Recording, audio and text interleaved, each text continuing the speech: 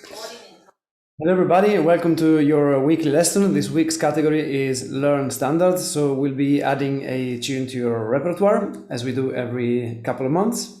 So as the other sections, as the other categories, very important of course for your guitar journey to be adding songs to your repertoire. After all, this is the reason why we picked up the guitar in the first place, is playing songs. So very looking forward to this. The song is After You've Gone. Make sure you go and download your resources for this week on the button below. And this week you will find quite a few PDFs. So there is one with today's date and Learn Standards, it's called. Is the main PDF that you'll be following from. There is also another PDF called After You've Gone Full Score. I'll tell you when to open that. There is also After You've Gone MIDI. I'll tell you when to open that. There's also two other PDFs that I'll tell you when to open. They're called After You've Gone Chord Chart and After You've Gone Versions. But we'll be mainly using the one with today's date and then Learn Standards. That's the name of the PDF. So if you go and open that one, also make sure you go and book your live sessions for this week. It's live sessions where you get to meet everybody live and myself or the other teachers. And this is where we go deeper into this week's topic, and you can ask any questions and receive feedback and individual feedback and coaching and how to improve and what to work on and personalized feedback. So very important lessons to join. You can also pause this lesson now and go and book your live sessions where we're going to meet during the week. So today's tune, as I said, is called After You've Gone. After You've Gone is a tune quite old, actually more than 100 years old. It was written in 1918. A very popular song composed by Turner Layton and lyrics by Henry Creamer. I think that's how you pronounce it. So what we'll do today is we'll go through our usual steps to learn a new song. The steps that we go through today are the steps that I always go through when I add a new song to my repertoire. And it's a bunch of steps, 5 or 6 steps. This, if it's the first times you go through these 5, 6 steps might take you up to 2 or 3 weeks, but eventually when you get familiar and used to all these steps, then you're probably looking at something like a week, right? A week, 10 days, 6, 7 days, even less. So all of this to say that if it's the first time you go through this, and depending on your level, depending on where you're at in your guitar journey, some of the things that we go through today might be outside of your comfort zone, which, as we always say, is a good thing. Being outside your comfort zone means that you're improving and growing. So keep working and you will see the results. Here's one of my favorite African proverbs: infinite boiling softens the stone, which means, of course, eventually you get there. Even a stone is going to soften if you boil it for long enough.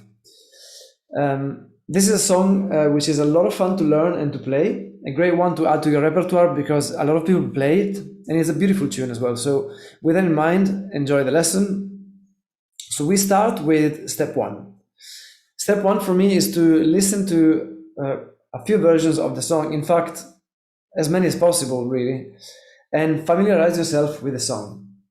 Right, so a mistake that we do a lot is to choose a song that we want to learn, maybe because it gets called out at jam sessions often, or a lot of people know it and you don't, so you feel like you have to learn it.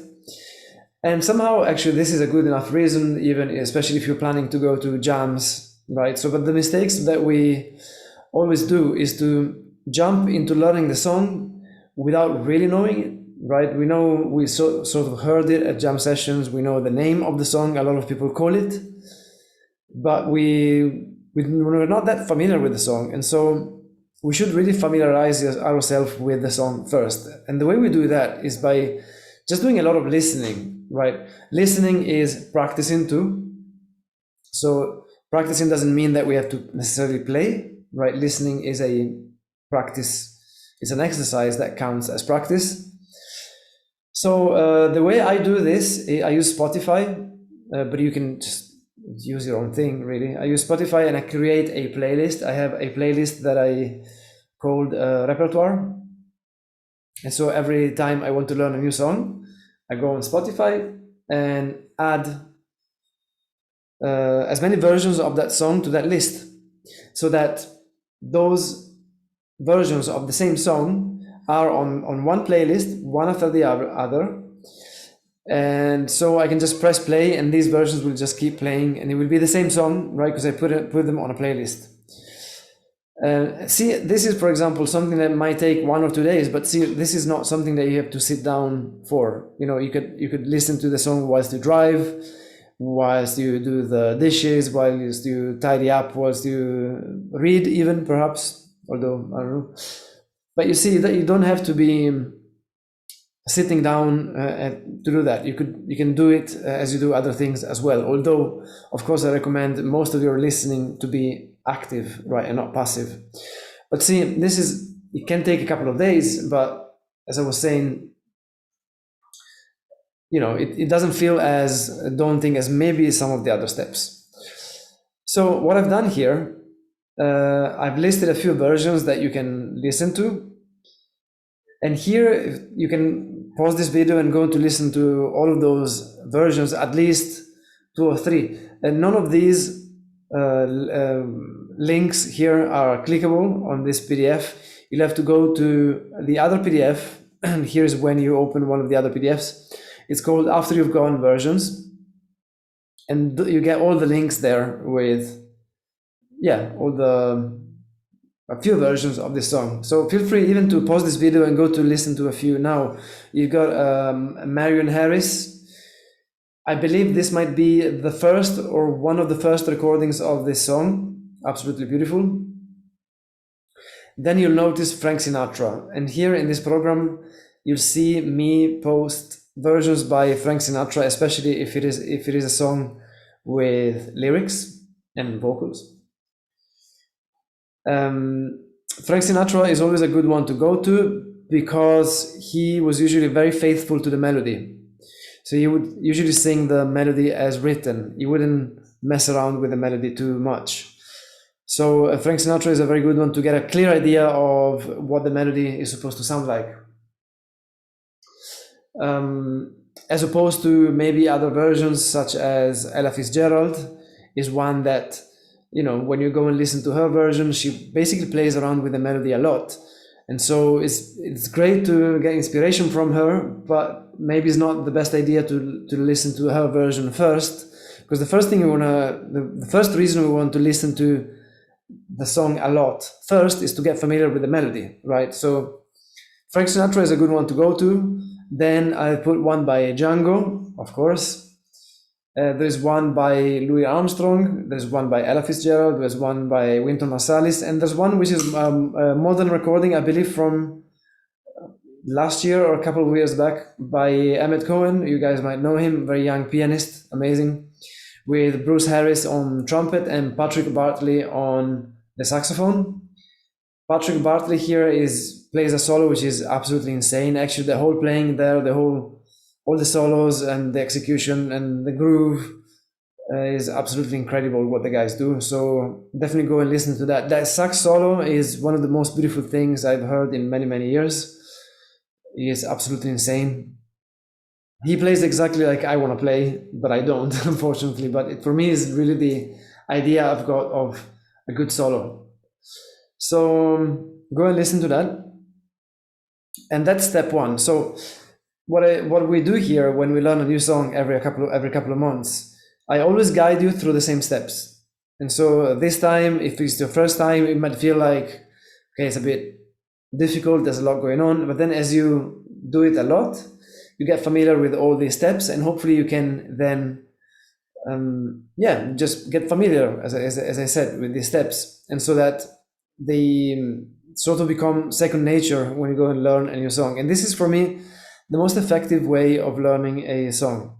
It's not the quickest, but if you follow all these steps, it means you will retain that song for a lot longer, right? You'll be able to remember that song for a lot longer, even if you don't play it for a few months. If you go through all these steps thoroughly, then you'll be able to remember the song for a lot longer.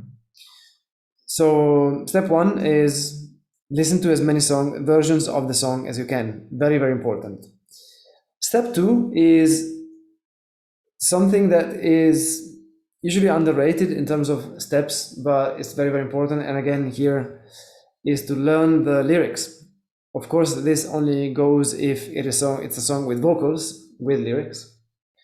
Otherwise, your step would be a different one, which we'll talk about next time when we do an instrumental song. But in this case, it's a song with lyrics, right? So you want to learn the lyrics. Why do we want to learn the lyrics? This is something that sometimes when I teach it, gets a bit of a mixed reaction. People don't really, not all people get why we do this. This is a tip that I got from a very good friend of mine, saxophonist called Duncan Hemstock, Australian saxophonist in London. I believe you can find some stuff on YouTube. Is incredible. He's been playing jazz, saxophone and clarinet since he's like 5 or 6. His father used to send him to play with big bands since he was a little boy.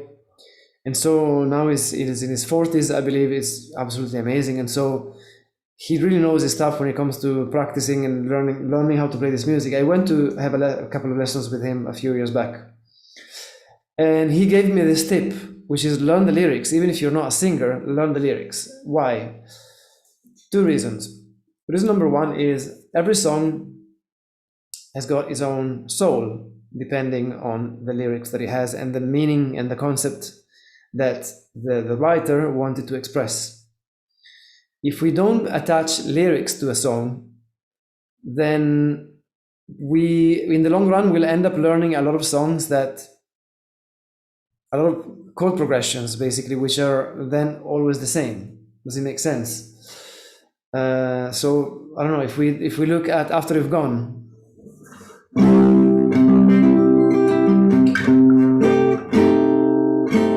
C major, C minor, G. And so this is the same beginning as I'll See You in My Dreams, also, just in a different key, but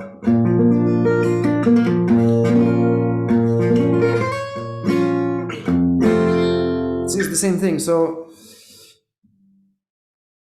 if you don't learn the lyrics, you end up learning just a bunch of chord progressions. And when you start learning 50, 60, 70 tunes, it's actually, you'll realize they're all the same thing, right? So the chord progressions are always the same. What gives a song its identity, I suppose, is the melody and the lyrics, right?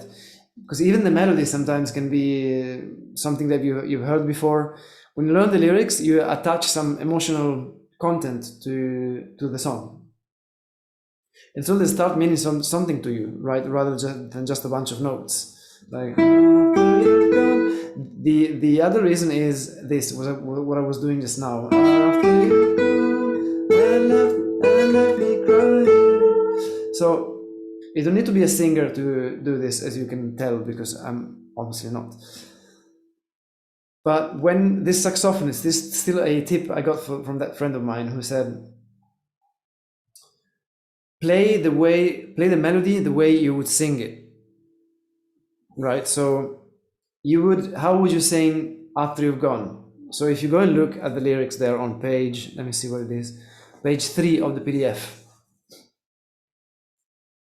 We got, obviously, you'll see it starts with a verse. So a quick explanation here. You'll see a verse and a chorus. In jazz music, the verse means the introduction. The verse many times gets skipped. I actually don't know how to play the verse of this song because I never was asked to play it. And so the chorus is where the actual song starts, right? And the chorus is the one you improvise on. So the chorus is there on page 4, After You've Gone and Left Me Crying. And then after you've gone, there's no denying. So how would you sing that?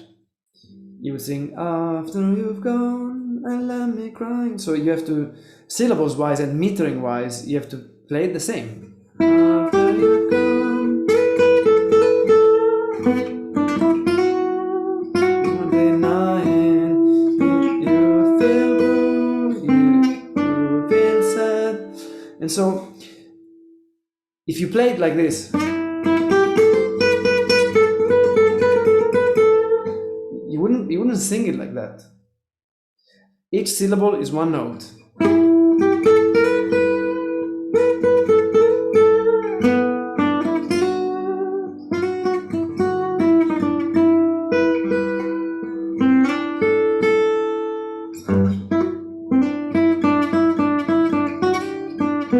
Sorry.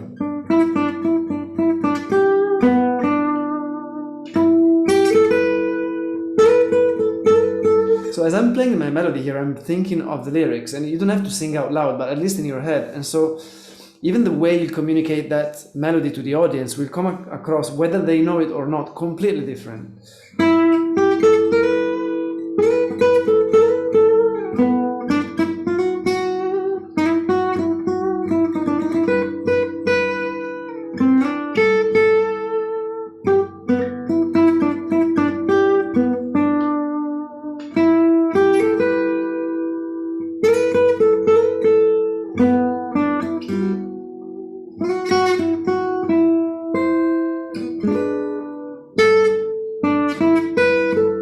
I haven't played it in a while, actually.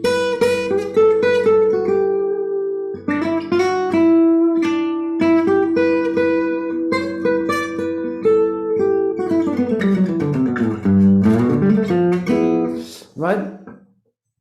What many people argue here is, but what about Django? What about Ella Fitzgerald? They were playing with the melody a lot.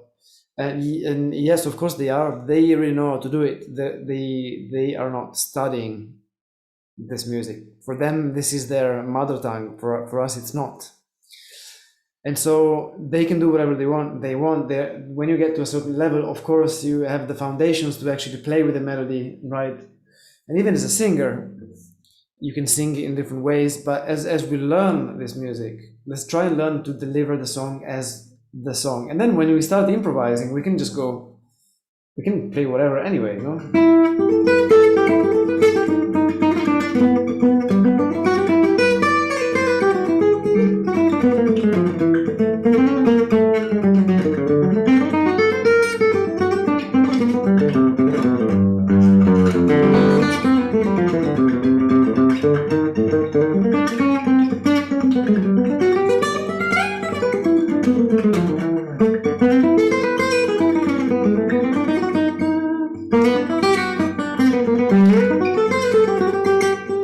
And so on. I hope you see my point here, very important. So usually also with jazz songs, the lyrics are not that long anyway, right? So although this one is a bit of an exception because they are a bit long.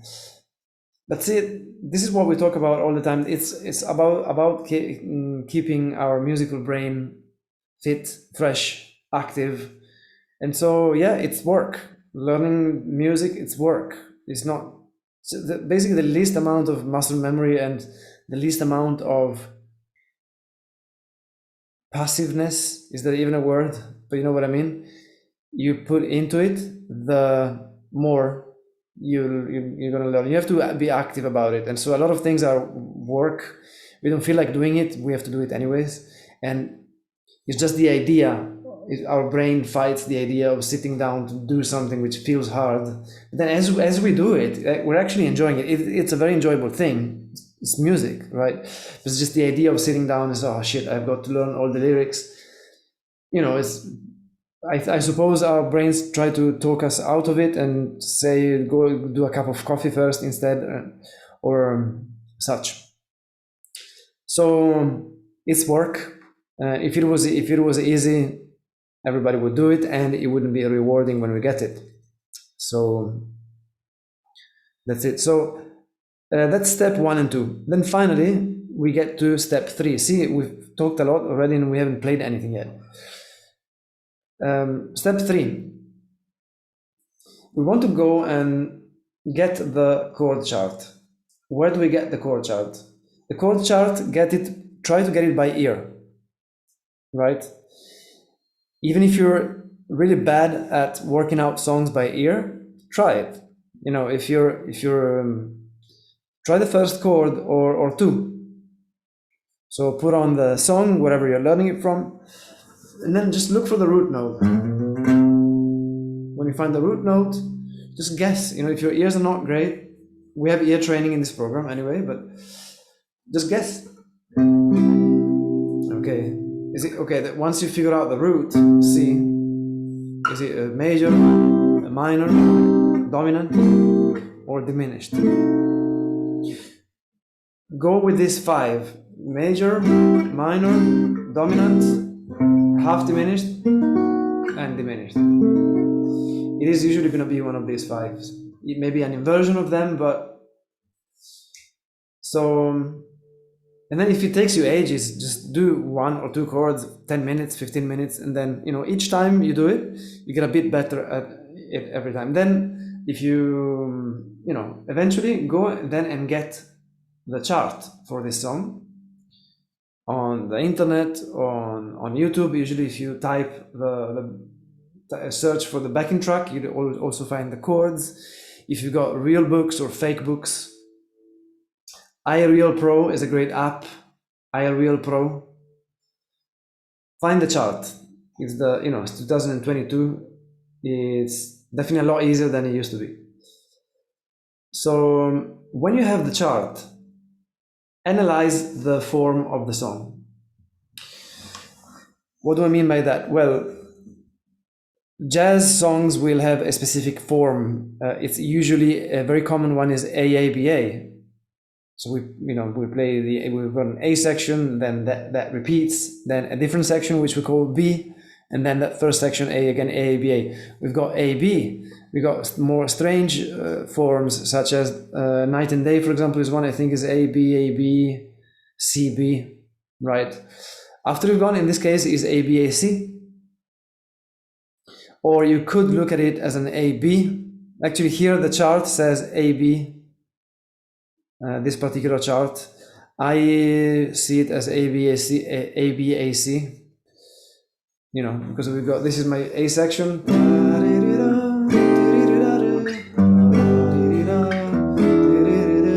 this A section, and B,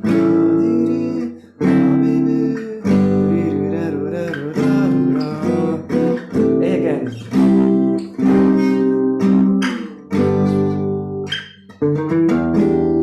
Then the C section.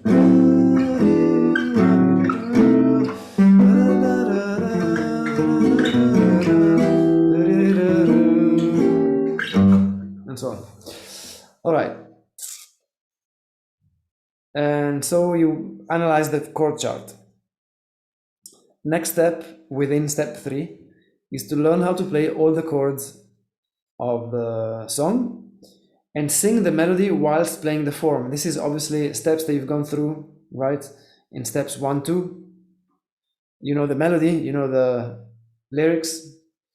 So learn how to play the chords and sing the melody whilst playing the form. You don't have to sing for anybody. You can hum the melody and the lyrics. You can sing it in your head. But make sure you can play all the chords first, obviously.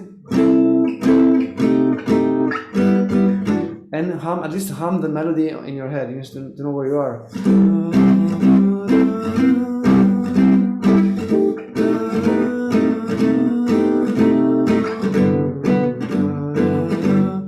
Does it make sense?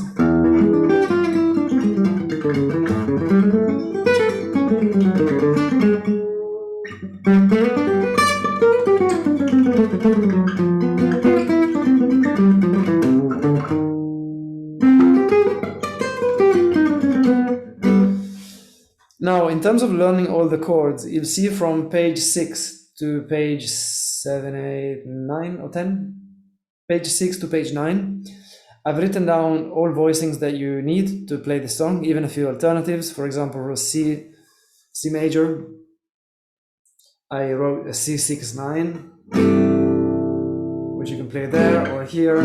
It's all written down. By the way, you will see in gypsy jazz charts, a lot of people are very specific when, excuse me, when they write charts. People are very specific.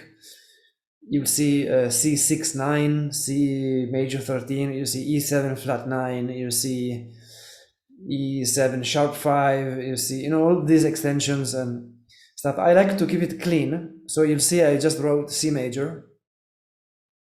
I actually edited this chart, and I just changed that C6-9 with just a C major, because it's up to you what to do there. You can play C major 7, you can play C6-9, major 9, C major 6. It's up to you. Obviously, if you want to sound in the style, it's going to be a 6-9. That's why those are the voicings that I wrote down.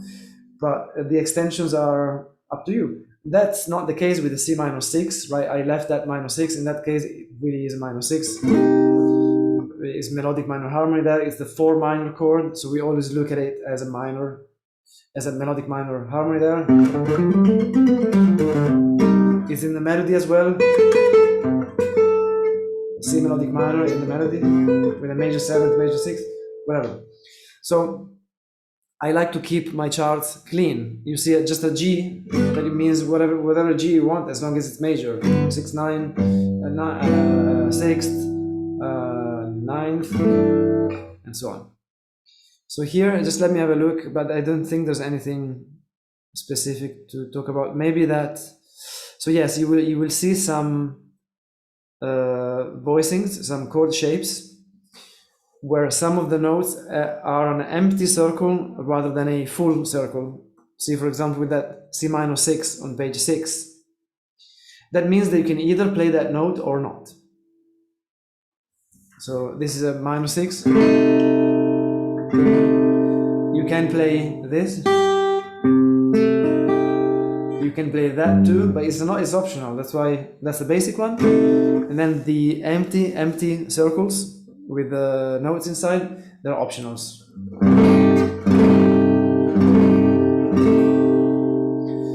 Right.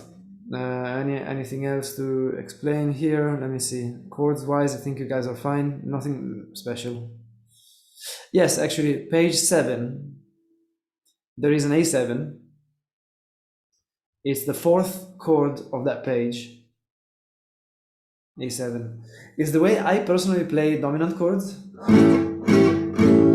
When I went to study with Lolo Mayer years back, he taught me to play these chords with these voicings.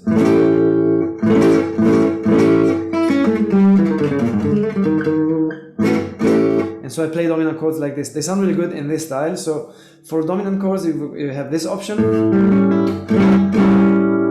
which is the 3rd chord on page 7, or you've got this one. Is a lot more difficult to play, but I like how it sounds. So you've got thumb here at the top, then you're double stopping here, double stopping fret 7 on string 5 and 4 with your middle finger. Don't mean to be rude, but that's the one. Then index finger on fret 6, string 3. And then your pinky here on the flat 7, fret 8 on string 2, and so.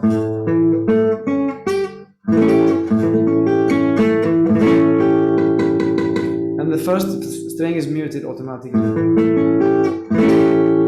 There's a very cool thing you can do here when you learn this voicing. If you want to play the sharp 9th as well, then you flatten your pinky. There.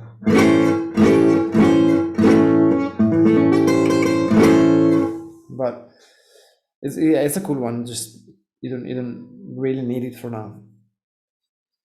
Let me see what else we've got. The other ones are pretty straightforward. You've got that G7 sharp 5 if you want one. Instead of G7, G13th, A-7, A-6, G7,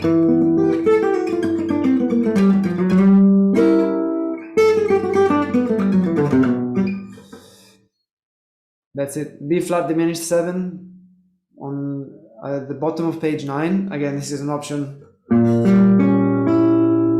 You can play it with that flat 5 there, or you can play just those 3 notes. That's it. So finally, from page 10, we can move on to the next step, which is learn to play the melody. See, until now, we haven't played the melody yet. We know the song well by now, but we haven't started learning the melody yet, which is what we're going to do now.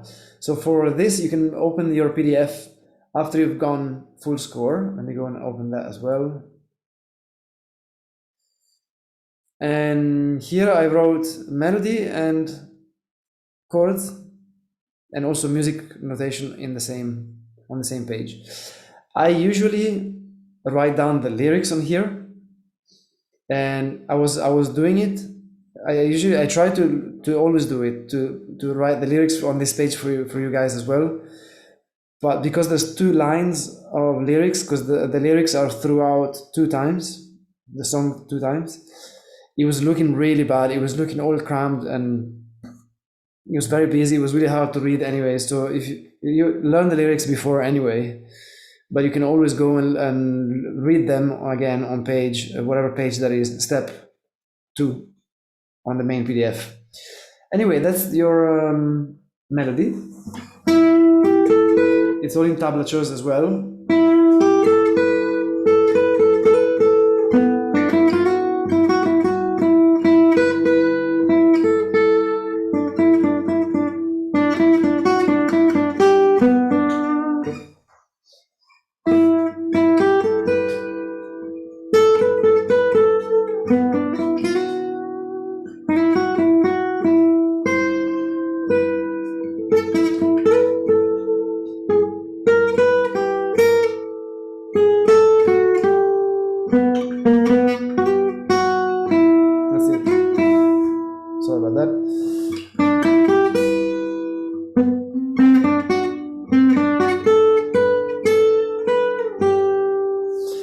Now, for those of you who, obviously everybody reads tabs here, I think. For those of you who don't read rhythm, because obviously tabs tell you what to play, but unfortunately they don't tell us how to play. Those of you who do not read rhythm, I also prepared a MIDI that you can listen to here. I'm going to share my sound with you guys. So I prepared this MIDI. It's called After You've Gone MIDI. You can use that as reference to really know the timing of those notes in the melody. There's a click as well.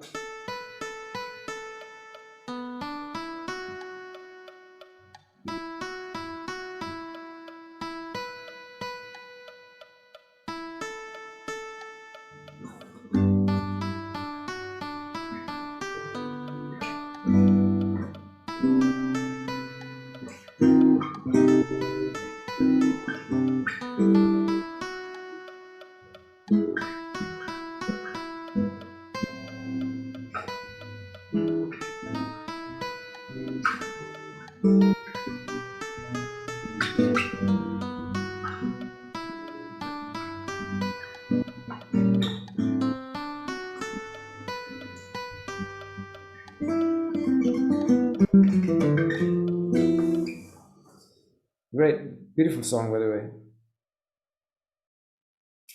Fantastic. So let's see. So this will be your step finally to learn the melody. See, we've done so much before this. This is only now, just now we move on to learning the melody. After you've done that, that's you done basically, in a way, but you're not. One more thing is when you learn the melody, make sure you don't just learn the melody. This is a great exercise. We'll talk about it together in the live classes perhaps, but when you learn your melody, always know what each note represents intervals wise against the chord underneath. So when you play, you always have to know each one of these notes, what interval am I playing against the chord underneath? And why do you want to do that? Well, it takes a while to train and to get to the desired outcome, but we do it so that in the long term, we're able to change key sort of, effortlessly. We can play the same melody in a different key because we know the intervals. So when I play this, don't just learn, okay, fret 9, fret 8, fret 10, fret 7. And I wouldn't say that learning exactly what notes you're playing is a priority either.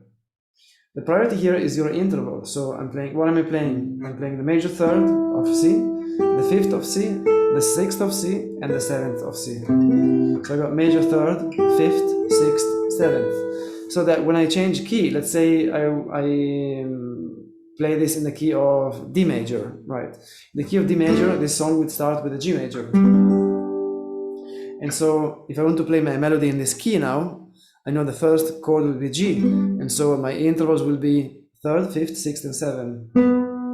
Third, what did I say? Third, fifth, sixth, and seven.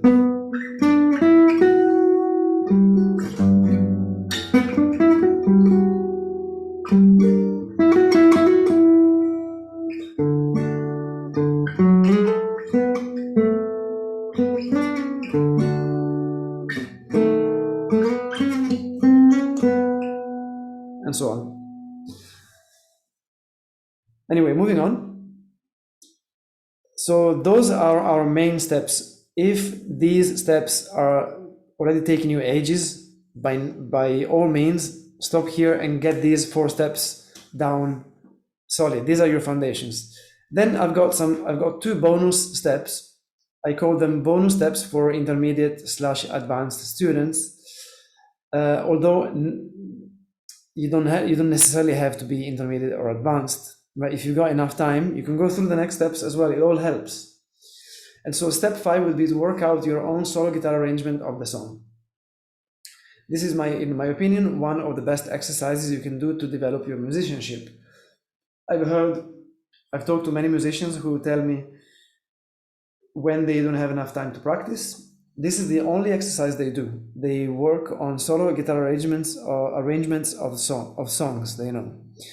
And this is a good exercise because obviously you're thinking about theory, you're thinking about you're developing your technique, you're thinking about your intervals, you're thinking about harmony, you're learning the chords of the song and the melody as well at the same time. So step 5 is definitely a very important one to develop. If you're not familiar with solo guitar arrangements, we have a VIP for the VIP students who are basically members of the annual plan. There is a monthly workshop where we will do a lot of solo guitar arrangements and work on solo guitar. For those of you who are not on the annual plan and not planning to join the annual plan and join these workshops, doesn't matter. You can still try it on your own. And on your own, if you have absolutely no clue on how to go about it, just start with playing the root of the chord. Don't worry about the whole chord, just the root of the chord underneath and the melody as well at the same time.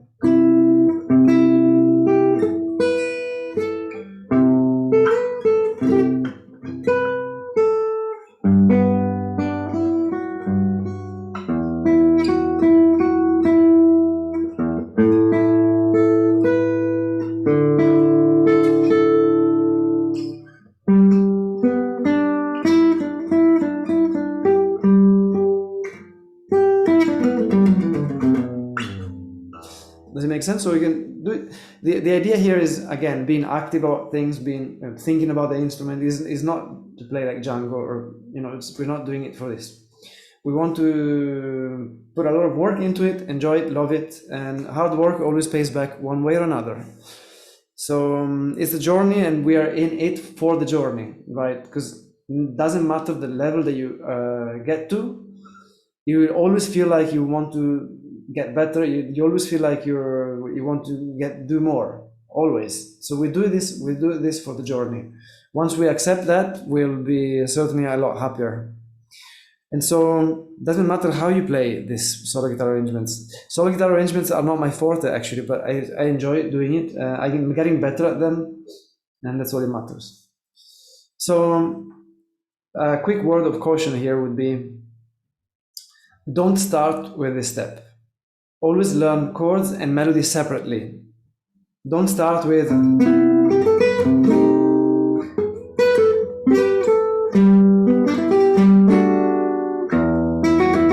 because then your brain will start associating a particular shape to the melody, right? And you won't be able to play the melody on its own when you need it. Right? You always have to think about the chord or what shape you play it in.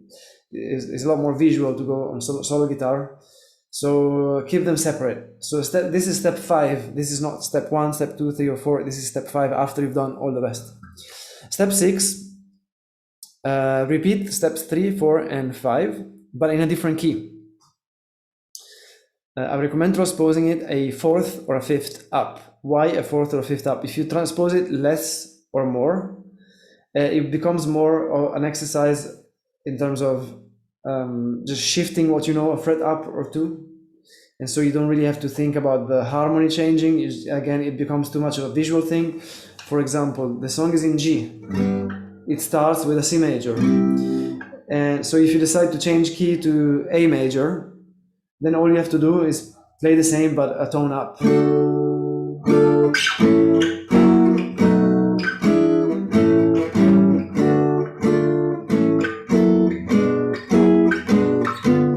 I didn't think about a single chord now. I just know it was a tone up, 2 frets up. So if we want to do step 6, to learn how to change key eventually in the long term on the spot when they ask us to.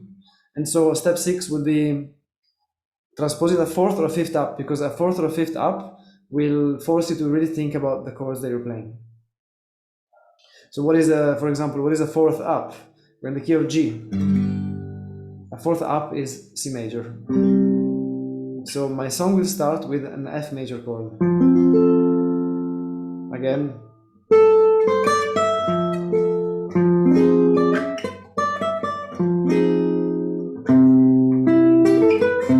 And so on.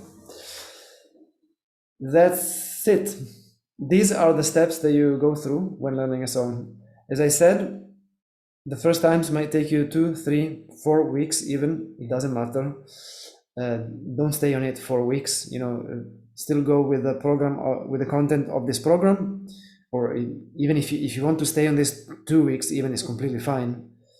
But don't get stuck on it, right? Because then you get bored of the song and you lose the enthusiasm. But you'll see, the more you do this with more and more songs, the faster you'll get at it. Especially, the more new melodies you learn, the more new chord sequences you learn, the faster you'll be to memorize the next one, rather than sticking for 6 months on the same song where you're not learning anything new. Does it make sense? So enjoy it. I hope you enjoyed the class. Let's move on to the last page of the PDF, which is page 13, where we look at the actions for next week. Action 1 is to memorize the melody of After You've Gone. You should be able to sing the whole melody in your head. Action 2 is to memorize the chords and the form of After You've Gone. You should be able to play rhythm for the whole song without looking at the chart. And action 3 is to play the melody of After You've Gone over a backing track. Once you finish this week's tasks, post done on the group and share with the group something new that you learned by doing the tasks. This is a very important part, so it's great for you to get better. Obviously, when you share stuff, people are going to be watching, which means you're going to perform at a higher standard and study more. So obviously that helps you. It also nurtures the community, which is our most important asset here. And you will also inspire other students to do the same. So make sure you do your posts. And yeah, great stuff. It's been great teaching this. I will see you in the live classes this week. Make sure you go and book them. very important for you to attend. And have a great rest of your week. Lots of love to everybody. Next week we'll do transcribed solos, so we'll be transcribing a solo by Django on this song. It's going to be a lot of fun. Enjoy, and I will see you all soon. Take care.